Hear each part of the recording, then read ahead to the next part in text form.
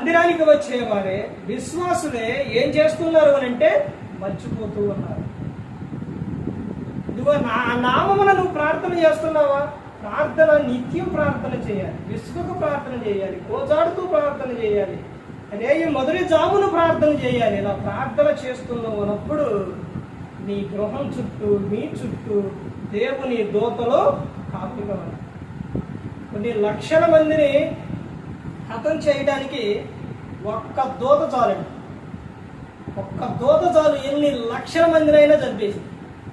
మరి అలాంటిది దేవుడు మనకు ఎవరిని కావలిగా ఉంచుతున్నారంటే దూతలను కావలిగా ఉంచుతున్నారు. అంటే ఒక్క దూత అంతమందిని చంపుతుంటే దూతలు మనకు ఏముంటాయండి? కావలిగా ఉంటారు. ఒక్కసారి చూడండి, ఆయన నీ రాకపోకలు ఎందుకు కాపాడతారు, నీకు తోడుగా ఉంటారు, నీకు అండగా ఉంటారు. ఇన్ని విషయాలైతే ప్రతి ఒక్కటి కూడా దేవునికి చెబుతారు. క్రీస్తు ఎదుట సాగిలపడాలి. క్రీస్తు ఎదుట సాగిలపడి తండ్రి అయిన దేవునికి ప్రతి ఒక్కటి కూడా చెప్పుకోవాలి. ఎవరి ద్వారానంటే కుమారుని ద్వారానే. కుమారుని ద్వారానే ప్రతి ఒక్కటి కూడా చెప్పుకోవాలి. ఇదిగో నా నామమున మీరు నన్నేమి అడిగినను నేను చేస్తాను అని చెప్తున్నా. నీ సమస్య ఏంటి? నీ బాధ ఏంటి? లేకపోతే నీకున్న ఏదైనా ప్రతి ఒక్కటి నీకు ఏదైతే లోపం ఉందో, ఏదైతే బాధ ఉందో, ఏదైతే చింత ఉందో, ఏ విషయమైనా సరే నువ్వు వెళ్ళి యేసుక్రీస్తు ప్రభువారి ఎదుట సాగిలపడి ఆ నామమున నువ్వు అడిగినప్పుడు దేవుడు ఏం చేస్తారనంటే ఫిలిప్పీలకు 4వ అధ్యాయం 19వ వచనంలో, కాగా దేవుడు తన ఐశ్వర్యం చొప్పున క్రీస్తు యేసు నందు మహిమలో మీ ప్రతి అవసరం తీరుస్తానని చెప్తున్నారు. అడుగుతున్నారా? ప్రార్థన చేస్తున్నారా?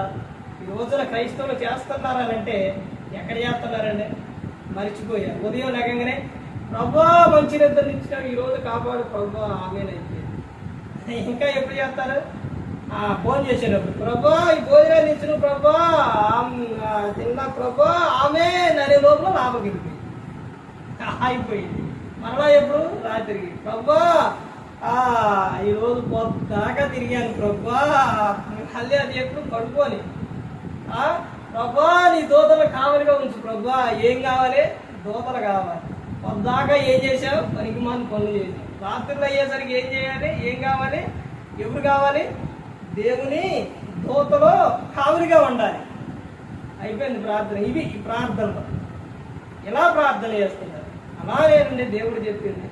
ఇదిగో నీ ప్రతి ఒక్కటి కూడా నాకు చెప్పు అని చెప్పారు. పిల్లలు ఉన్నారండి, పిల్లలు తండ్రి తల్లికి ఎలా చెప్పుకుంటారండి? ఏదైనా కావాల్సినప్పుడు వాళ్ళకి అవసరమైంది వాళ్ళు ఏదైతే కావాలో అవి ఏం చేస్తారు? అడుగుతారు. అడిగినప్పుడు తండ్రి తల్లి ఏం చేస్తారంటే ఆలోచిస్తారు. ఇప్పుడు ఉదాహరణకి చిన్న పిల్లలు అనుకోండి, పప్పలు కావాలన్నారు అనుకోండి, వాళ్ళు తీసుకెళ్ళి ఏం కావాలంటారు? నాకు ఇది కావాలి, చాక్లెట్ కావాలంటే ముద్ర జంపు చేసింది అంటారు. లాలీపాప్ కావాలంటే వద్దు అంటారు. ఆ పిల్లవాడికి ఏది మంచిది, ఏం తింటే ఆరోగ్యంగా ఉంటాడు అని దాన్ని బట్టి ఆలోచించి బిస్కెట్ ఈ కేక్ అవి కొనిస్తారు. ఎందుకని? ఆ పిల్లోడికి అనారోగ్యం రాకుండా ఉండడానికి కొనిస్తారు. అదే యవన ప్రాయం వచ్చిన తర్వాత యవనస్తులు అడుగుతుంటారు, కొన్ని కోరికలు వాళ్ళు కొంటే అడుగుతుంటారు. అందులో కూడా వాళ్ళ కోరిక ఇది వాళ్ళని పాడు చేస్తుంది అని అంటే కొంతమంది ఎవరు. ఎందుకని? ఆ పిల్లలు క్షేమం కోసం. అలాగే దేవుడు కూడా మనం అడుగుతాం. మనం అడిగినప్పుడు మనకు ఉపయోగపడేది, మనకు అవసరమైనది, మనల్ని బాగు చేసేది అయితే దేవుడు మనకిస్తాం. మనల్ని పాడు చేసేది అయితే దేవుడు మనకు ఇవ్వడండి. ఎందుకంటే మనలో నువ్వు దేవుడు ఏం చేస్తుండో ప్రేమిస్తుండో. యోహాను గారు రాసిన సువార్త 3వ అధ్యాయం 16. దేవుడు లోకమును ఎంతో ప్రేమించారు కాబట్టి తన అద్వితీయ కుమారుని లోకానికి పంపించారు తండ్రి అయిన దేవుడు. అయితే చెప్తున్న విషయం ఏంటంటే నా నామమును అడుగుడి అని చెబుతున్నారు.